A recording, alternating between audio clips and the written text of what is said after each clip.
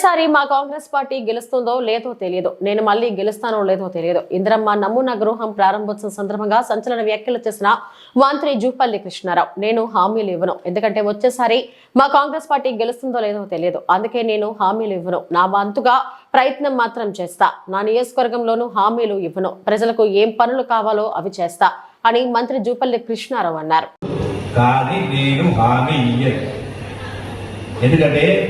ఎందుకు హామీ ఇస్తా?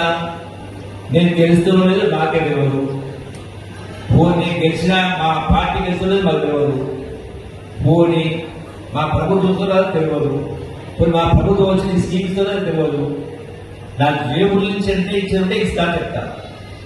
మరి ఎవరు ఇదానికి ఏమని తెలియడానికి అది మోసం మాట కాబట్టి నా హామీ ఇప్పుడు కూడా మీరు అడిగినట్టు నా ప్రయత్నం చేస్తా.